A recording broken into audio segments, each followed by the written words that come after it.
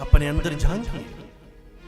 संत महात्माओं का चरित्र, हमारे सनातन का चरित्र, हमारी सनातनी संस्कृति के रहस्यों को जब हम लोग सुनते हैं तो क्या विचार कर पाते हैं, क्या विश्वास कर पाते हैं?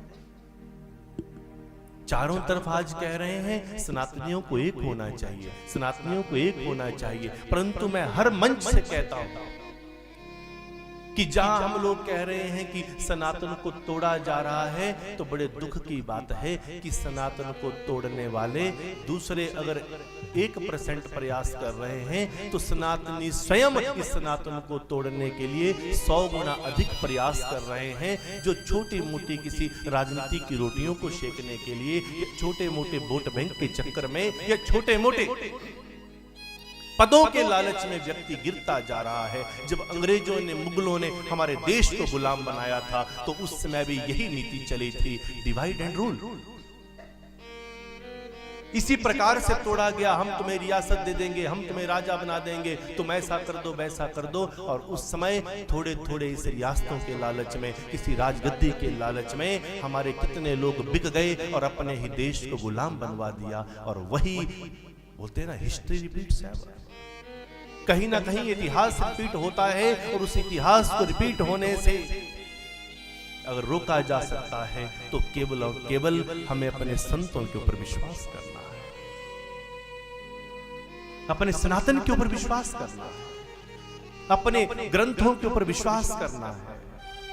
कहते हैं सनातन काल्पनिक है, सनातन काल्पनिक नहीं है। सनातन ही एक ऐसा शास्त्र है जो काल्पनिक नहीं, जो वास्तविक है।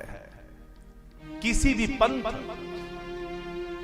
किसी भी संस्था में लिखा हुआ शब्द केवल ग्रंथों में है, सामने दिखता नहीं है। सनातन ही एक ऐसा तत्व है, उसमें जो कुछ लिखा है वो आंखों से दिखता है।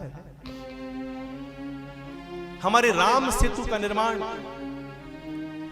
जिसे गिराने के लिए कितने षड्यंत्र रचे गए, कितने प्रपोजल दिए गए, कितने देशों के द्वारा इस प्रकार की फंडिंग की गई। किस लिए? क्योंकि सबसे बड़ा हमारा जो प्रमाण है हमारे राम का, वो कौन है, क्या है? वो श्री राम सेतु है।